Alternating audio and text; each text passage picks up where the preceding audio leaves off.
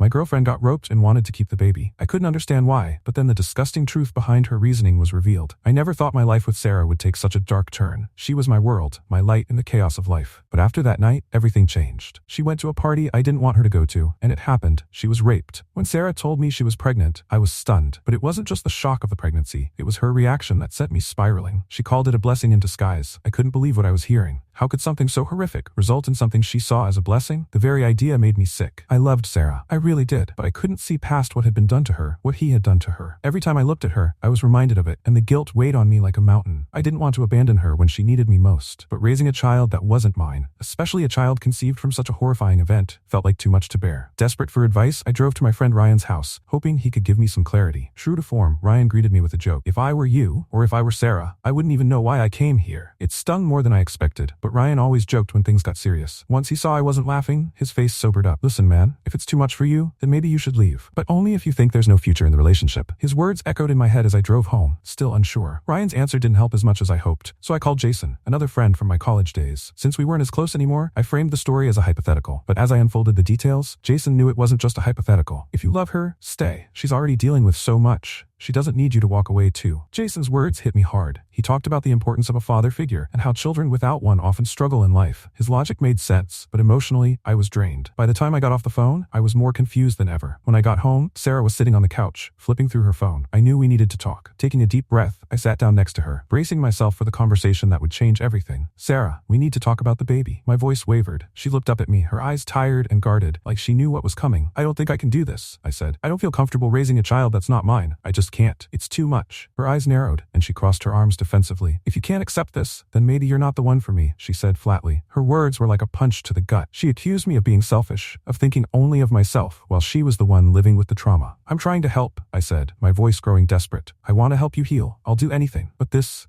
baby, it changes everything. Without a word, she stormed off into the bedroom, leaving me alone with the crushing weight of uncertainty. The woman I loved was slipping away, and I didn't know how to stop it. The days that followed were a twisted cycle of hope and heartbreak. Sarah and I would have these moments where everything felt almost normal again. We'd go on dates to our favorite little cafe, laugh like nothing had happened, and for a second, it felt like we were okay. But then, it would come crashing down. All it took was one mention of the baby, and the fragile peace between us would shatter. Each time we fought, it felt like the same argument, spinning in circles. I told her we could just get rid of the baby, and she would call me selfish, pleading for me to let her have this one thing. I couldn't understand why Sarah was so determined to keep the baby. She was only 19. We were both drowning in college debt. How could we afford to raise a child? It just didn't make sense. When we first met, she never talked about wanting kids anytime soon. So what changed? What was driving her to hold on to this baby like her life depended on it? That question gnawed at me night after night. I needed to know what was really going on inside her head. So one night, when Sarah had fallen asleep, I made a choice. It wasn't one I was proud of, but I was desperate. I took her phone from the bedside table and began scrolling through her messages. I knew it was wrong, but every conversation about the baby had only led to more fights,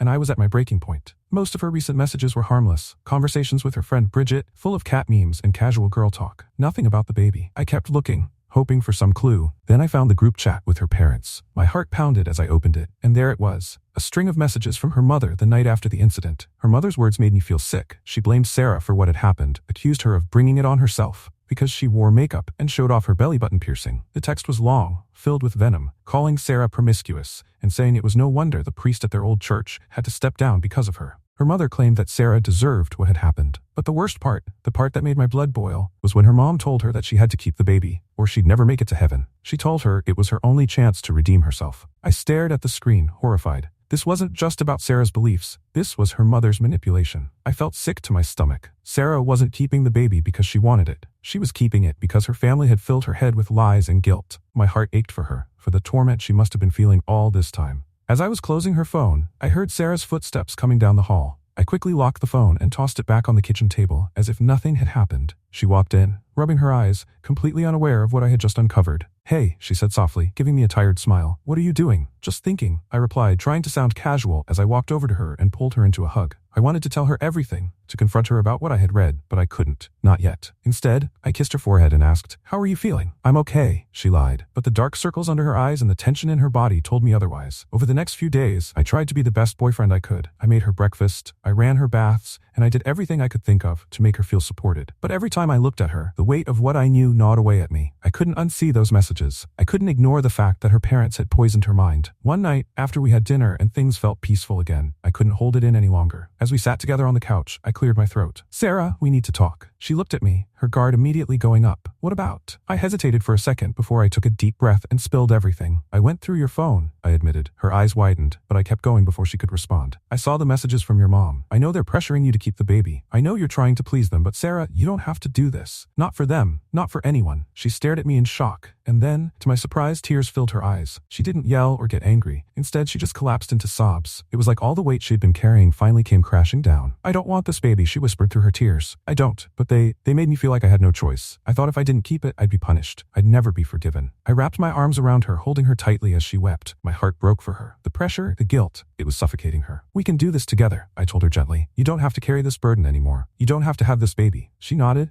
her body trembling in my arms. "I just want to move on. I just want to forget." I kissed the top of her head and promised her that we'd figure it out, that we'd get through this. For the first time in weeks, I felt like there was hope. Maybe we could finally put this nightmare behind us. The morning after our breakthrough conversation, I woke Sarah up gently, bringing her breakfast in bed. I smiled at her, hoping that today would be the day we finally started moving forward. "Good morning," I said softly, placing the tray in front of her. She mumbled a sleepy "good morning" back, and for a moment, things felt almost normal again. But I knew I needed to ask her the hard question. I couldn't let fear or guilt take over her decision. "So, about what we talked about last night," I started, trying to keep my tone gentle. "Is that really what you want? To move forward with ending the pregnancy?" Sarah hesitated, her fork hovering over her plate. I could see the conflict on her face. After a few moments of silence, she finally nodded. "Yes," she said quietly. "I can't do this. I'm scared, but I don't want to be a mother to this baby. I never wanted this." Hearing her say it out loud made my heart ache, but I also felt a sense of relief. This was her decision, and I was going to support her no matter what. "We'll get through this," I reassured her, taking her hand. "You don't have to face it alone." She smiled at me, but I could tell she was still carrying the weight of her family's expectations. "I'm just worried about what my parents will do when they find out," she admitted, her voice shaking slightly. "They're going to be furious." I squeezed her hand, trying to calm her nerves. "You're not under their control anymore, Sarah. You're an adult,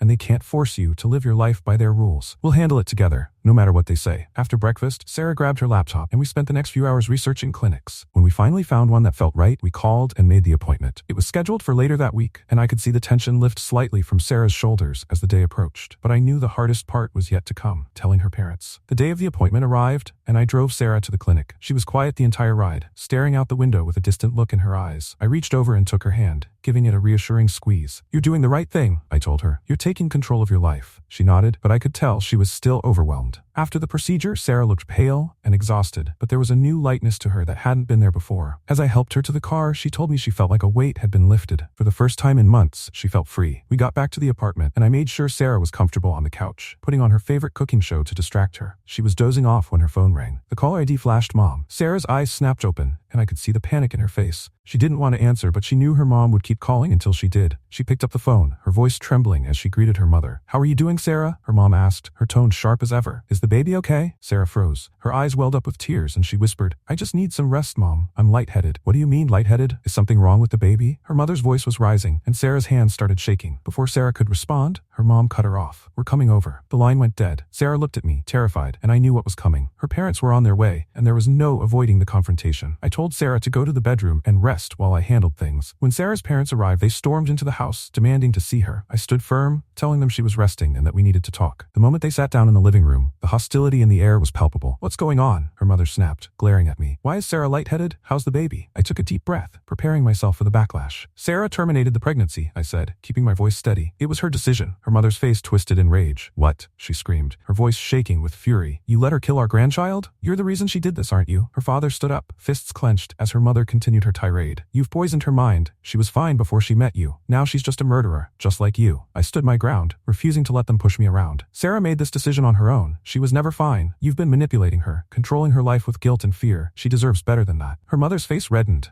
and she pointed a shaking finger at me. You're the one who deserves to burn in hell for this. She was going to be a mother. You've ruined everything. I could hear Sarah crying softly in the bedroom, and my heart broke for her. But I couldn't let her parents continue to hurt her like this. I'm asking you to leave, I said, my voice firm. If you don't, I'll call the police. Her father stepped forward, looking like he wanted to throw a punch, but I didn't back down. You've done enough damage to Sarah, I said. You won't control her life anymore. If you want any chance of being in her life, you need to come back and apologize genuinely. Otherwise, you're not welcome here. Her mother opened her mouth to say something, but her father pulled her toward the door. We don't want anything to do with sinners like you, he spat, guiding his wife out of the house. As the door slammed shut behind them, I let out a breath I didn't realize I was holding. I walked back to the bedroom, where Sarah lay curled up in bed, tears streaming down her face. I sat beside her, wrapping my arms around her. They're gone, I whispered, kissing the top of her head. You don't have to worry about them anymore. A year passed, and Sarah and I found our rhythm again. Life started to feel normal, better even. We had moved into a new apartment, away from the memories of the past year, and were finally building a life together, free from the shadows of her parents' control. One Saturday morning, we were sitting on our apartment balcony, enjoying the warm sun and each other's company when the doorbell rang. I wasn't expecting anyone, so I told Sarah to stay put while I answered it. To my surprise, it was her parents. They stood on our doorstep, looking older and worn down. Her father cleared his throat awkwardly. We've missed her, he said, his voice gruff. We want to make things right. Sarah appeared behind me, her eyes wide with shock. Her parents hadn't changed overnight, but maybe, just maybe, this was the start of something different. They apologized, but rebuilding the trust they had shattered would take time, years, maybe even longer. The dinners we shared were filled with tension, and inevitably, the conversations would turn sour. They would say something insensitive, and Sarah would retreat into herself, and we'd have to leave before things escalated. Every attempt at reconciliation felt like a ticking time bomb. But eventually, Sarah made peace with the fact that some things couldn't be fixed. Some wounds ran too deep. After months of back and forth, she decided to stop trying to rebuild the relationship with her parents. They stopped calling. The distance became permanent. Sarah and I were stronger for it, though. Our bond had been tested, and we came out on the other side knowing that we could face anything together. We no longer needed the approval or acceptance of anyone else. We only needed each other. And that, more than anything, made us feel like we had finally won.